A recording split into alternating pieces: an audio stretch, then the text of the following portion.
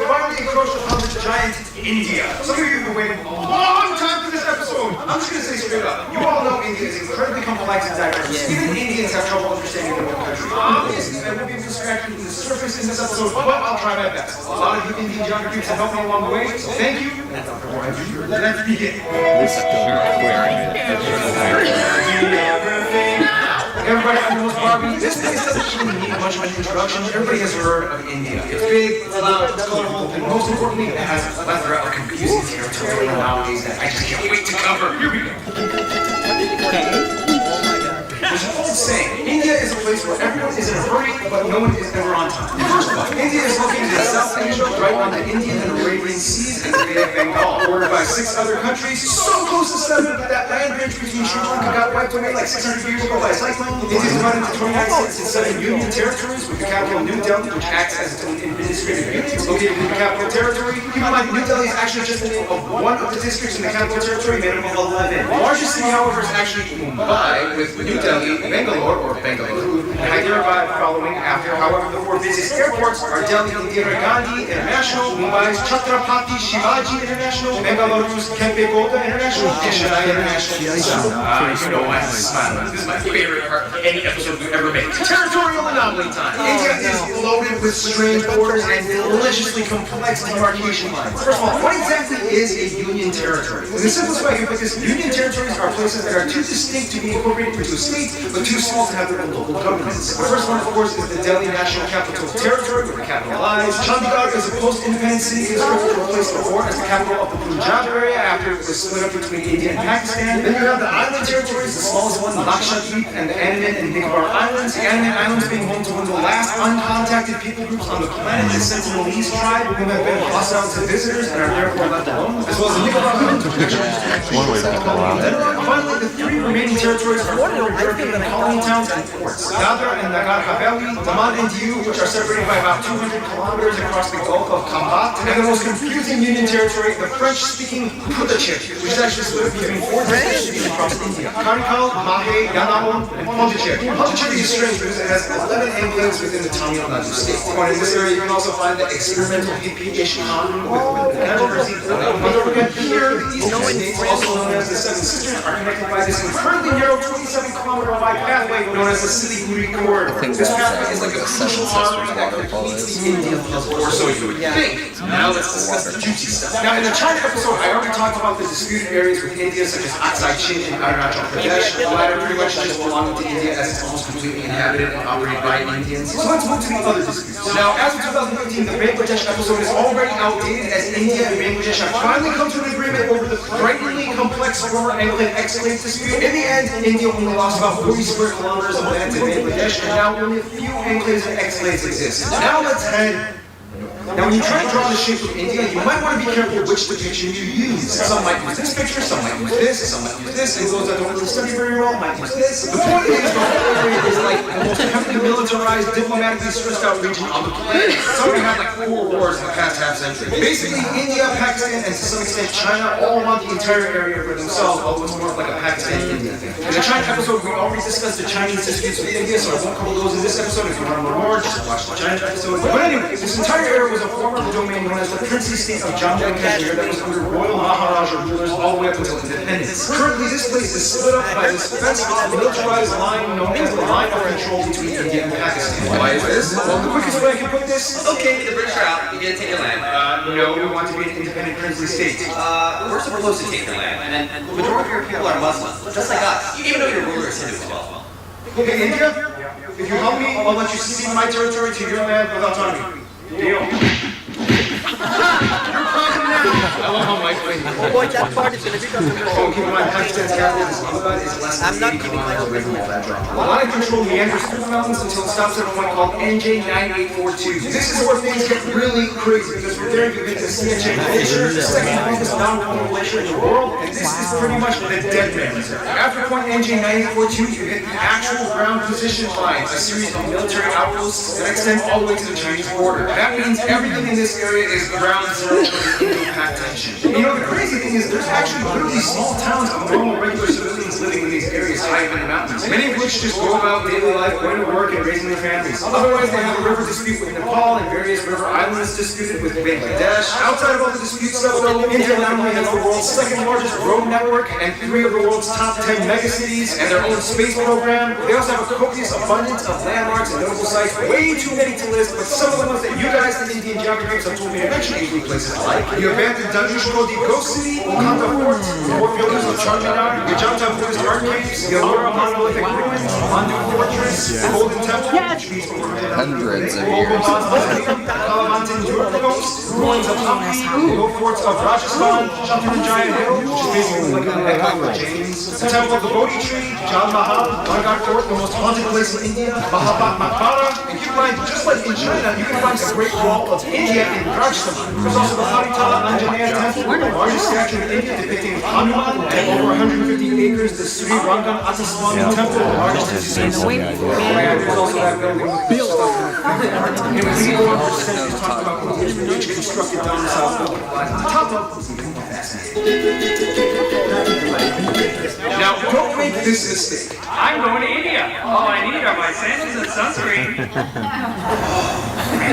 As the second largest country in land area, India has a wide range of landscapes, climates, and elevations that all contrast from one corner to another. First of all, let's talk about the north. India sits on the Indian tectonic plate that essentially smashed into the Eurasian plate, which in return created the largest mountain range in the world. The force is so strong that it's estimated that the Himalayas grow about 2.4 inches or 6.5 centimeters every year. It's also where you can find Kanchenjunga, the tallest mountain in India, or the third in the world, right on the border of Nepal. Keep your eye on these mountains. These are pretty much the source of most of India's major rivers that give life to the whole country. That's why India takes these mountains so seriously. You can also find the largest natural lake, Luar, up in the Jammu Kashmir area. Below the Himalayas, you reach the North Indian River Plain, sometimes referred to as the Indus Ganga. This is the most fertile part of India where the most important rivers like the Ganges and its tributaries flow. Heading to the south, you reach the Satpura and Vindhya ranges that pretty much divide North India from South India. On each side, you get the west and east Ghat Mountains, which in return creates this massive triangle thing called the Deccan Plateau. This place is moderately forested, especially in the east, in the Chotra Nagpur Plateau, where you get a section of the swampy Sundarbans that they share with Bangladesh. Check out the Bangladesh episode. Head a little west and you get the dry Thar Desert along the border with Pakistan, as well as the Ran of Kutch, known as the Salt Desert. And finally, the only active volcanic area between the Andaman and Nicobar Islands, with Barren Island having actual conical eruptions, and Baratam having tame mud volcanoes. Now here's the thing, although India has a relatively high population density, they do relatively well with maintaining their ecological footing. In fact, in 2016, they beat a world record by planting disputably 50 million trees in one day, and they've also agreed to reforest about 12% of the country by 2030. The most heavily forested area being the seven sister states in East India. Now, one of the factors that contributes to this would be the fact that India has the lowest meat consumption in the world, with the highest population percentage of vegetarians at around 40%. Most of whom are active vegetarians and use milk products. By the way, in India, when buying groceries, this label means vegetarian and this one means not vegetarian. Nonetheless, the remainder of the population does typically eat some kind of animal protein, mostly in the forms of seafood or chicken, almost never beef or pork unless you are part of the Muslim or Christian minorities scattered throughout the west and east areas. Now let's talk about the role of cattle, shall we? India has more cattle and livestock than anywhere else in the world, around 330 million. And it's interesting because since they have prevalent Hindu traditions, the killing of cows is illegal in many of the states except for a few, and each state has varying degrees of punishment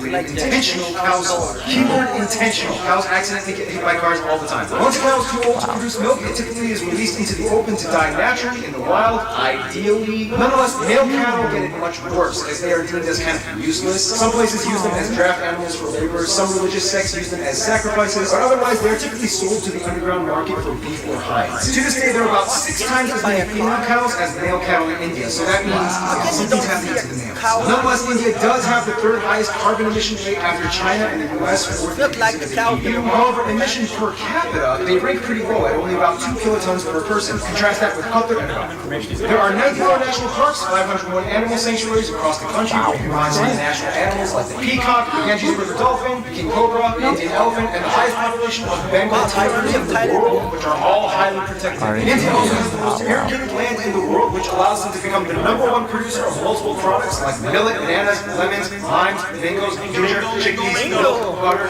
fennel, jute, and about 75% of the spices alone come from India. Speaking of which, Food! The climate is probably staples of protein, chapati, and naan in the north, idli and dosa in the south, and everybody eats rice. More commonly commercialized Indian foods that we in the West Europe, the more masala, tandoori, and my favorite Indian dish, palak paneer. These usually come from the northern regions of India.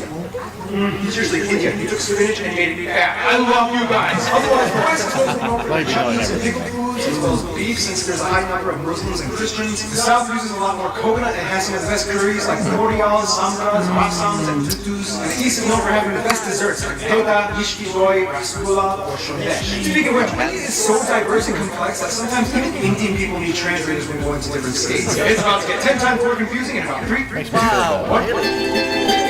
Josh Couture once said, in India, we celebrate the commonality of major differences. We are a land of belonging rather than blood. First of all, India has a population of about 1.3 billion people and is the second most populous country in the world after China, with about 18% of the world's population. About 72% of the country is Indo-Aryan and the border are Dravidian, and the majority of the remainder are Mongoloid, Asian, and other people groups. They also use the Indian rupee as their currency. They use the type C, D, and M plug outlets, and they drive on the left side of the road. By the way, technically it's illegal for these banknotes to leave the country, but you guys have sent me a lot of them for Fango, for Fan Friday videos, so I don't want to go to jail. Now keep in mind, those statistics I just mentioned are incredibly general. All the Indo-Aryan and Dravidian communities, there are about 2,000 different ethnic linguistic people groups in India, with about 645 distinct indigenous tribes, 52 major ones, so obviously we can't cover them all, but what we do know is that the North is very different from the South. For one, the North mostly speaks in languages that are all related to the Indo-Aryan branch, with languages like Hindi, Bengali, Punjabi, and Gujarati, whereas the South speaks a completely unintelligible Dravidian branch, with languages like Tamil, Telugu, Malayalam, and Kannada. We have a Punjabi community. Otherwise, there's also lots of signs of them in Austroasiatic languages spoken in far more entities. How do they all like communicate with each other? Great question. Although India does not have an official language, there are 22 recognized national languages, and of these, 2 are the most prevalent, taught in schools, and used by government officials, Hindi and English. Very often, these two are like mixed mid-sentence. It's weird. Don't be surprised if you hear someone speaking Hindi and then suddenly finishing off in English. It's like, And I was like, what? And I was like trying to, like, why are you trying to do that? I know, right?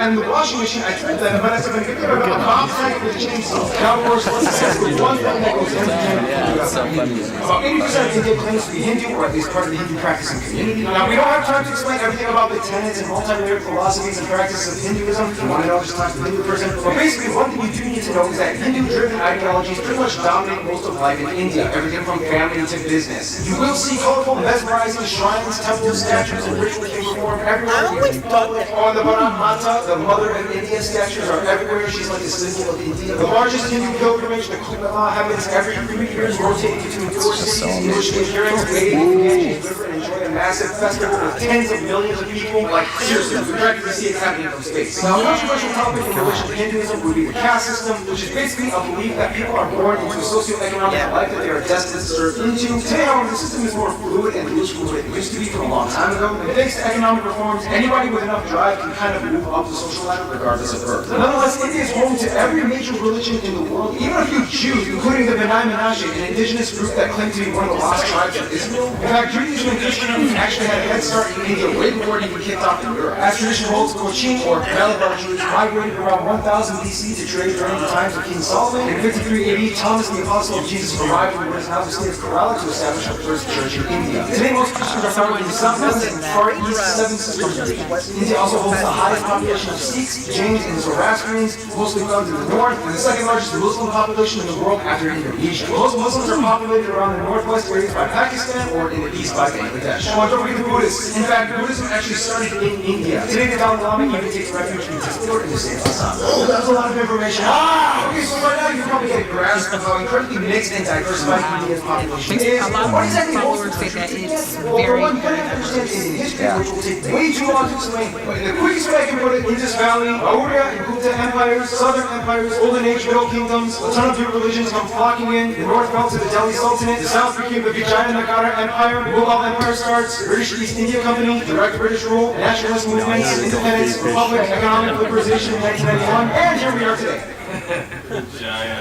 Essentially, India used to be made up of around 500 smaller royal princely states, and when the British came in, they kind of exploited them to manage such a huge population. Although India is a democratic federal republic and the largest democracy in the world, the old royal families still exist today and although they have no political power, they hold high positions of influence in their communities across India. So today, technically, you could meet someone that would be considered an Indian prince or princess. Nonetheless, the biggest thing that really united Indians in the past 2 centuries would probably be their hatred of British rule. It was kind of like, well, This is not cool. And then What do you say you and I work together and end this thing? essentially, one good thing you could say that came out of imperialism was that it kind of stopped all the internal squabbling and unified the groups towards one common goal, to get rid of imperialism. Today, Indians are just proud to be Indian. I mean, a Tamil soccer player can get cheered on by a Rajasthani, a Punjabi pop star can sell out tickets in Orissa. Speaking of which, all Indians love movies and music. India has the second largest film industry in terms of volume, pumping out nearly 2,000 films per year. Surprisingly, Nigeria pumps out more. However, the box office revenues gross out at only about $2 billion annually compared to Hollywood at over $10 billion. But still, it's impressive. And keep in mind, it's not just Bollywood, but it's also Tollywood, Bollywood, Hollywood, Bollywood, and so on. There's like 20 different woods in India. And like every movie in India has at least one scene where everybody breaks out in song, and there's almost always a happy ending. Unfortunately, mainstream media has also put an aesthetic spin on many people, as it's almost become an obsession to be light or fair-skinned, causing people to go so far as to buy skin bleaching products. Some of the controversies include things like illiteracy being an issue in many parts of the country, especially in the rural areas. I mean, come on, your country has literally hundreds of different writing systems. Go figure. I mean, give them a break. Also, many of you guys, the Indian geography groups, have asked me to bring awareness to the fact that India does unfortunately have some of the highest rates of human trafficking and child slavery. The government is trying to crack down, and culture is slowly being reformed, but for now, it's a sad reality that still does exist. Hey, here at GM, we talk about the good and the bad. I'm just saying. Otherwise, sports do definitely tie everyone together as well, especially cricket, a national sport, even though they also used to do really well in field hockey. India also has a lot of their own indigenous sports like Dokkel in Assam, bull racing in Kerala, Insukmar, rod pushing in Mizoram, and Malakamba, the strange pole yoga gymnastics in Hindustan. Other people from India or of Indian descent might include people like Siddhartha Gautama or the Buddha, Mahavir, Ashoka the Great, Prithviraj Chauhan, Aurangzeb, Shivaji of the Maratha Empire, Mohandas or Mahatma Gandhi, Indira Gandhi, Subhash Chandra Bose, Jawaharlal Nehru, Rabindranath Tagore, C.V. Raman, Satyendra Nath Bose, Bhagat Singh, Dr. APJ Abdul Kalam, Shah Rukh Khan, Amitabh Bachchan, Amir Khan, Salman Khan, Priyana Chopra, Ben Kingsley, Sundar Pichai, Narayana Nadella, A.R. Rahman, Sachin Tendulkar, and Mahendra Singh Dhoni. There's also literally millions of other famous people I missed out on. If you want to mention them, please, there's a comment section below. Use it. In the meantime, we gotta finish this evil marathon, shall we? Now, no surprise, India is huge and therefore has a huge international outreach when it comes to diplomacy. Just everyone, except their immediate neighbors. First of all, countries with large population percentages of Hindus and Indians like Fiji, Guyana, Suriname, Trinidad and Tobago, Mauritius, and Malaysia typically stay close to India's roster of go-to friends. They enjoy cordial relations with trade. Now, the UK may have left on a sour note, but they still have a lot of ties to their former colonizer in terms of business and tourism. India is still part of the Commonwealth, not Commonwealth realm. There's a difference. And the UK has over 1.5 million citizens of Indian descent. As mentioned in the China episode, China is kind of like India's "I'm only here to do business with you and nothing else" friend. The drama still hasn't subsided in regards to the territory conflict. Now, when it comes to the U.S., things started kind of sour back in the 70s during the Indo-Pak War of 1971, when the U.S. sided with Pakistan, their arch nemesis. Today, relations have cooled off mostly. The U.S. supports India's move towards democracy and is a key ally in the military conflict in the Middle East. When it comes to their best friends, however, most of the Indians I talked to have said Russia and Bhutan. Russia because during the Indo-Pak Wars, Russia came in and supported them, and ever since then, each country has held a high position of respect for the other, especially as global superpowers. Bhutan and India signed a treaty of friendship almost immediately after independence. The two countries have shared interests and a currency pegged system as well. Bhutan even supported the annexation of their cousins in the Sikkim state into India, as it gave a nice buffer of land from China's stake to their claim. In conclusion, you will not find anywhere else on Earth like India. Thousands and millions of people inhabiting a colorful, majestic, green, slightly gritty at times slab of Earth, blessed and cursed in so many ways, yet wonderfully harmonized, mostly in a unity unlike anywhere else. In the end, that's India. Stay tuned to Indonesia. It's coming up next.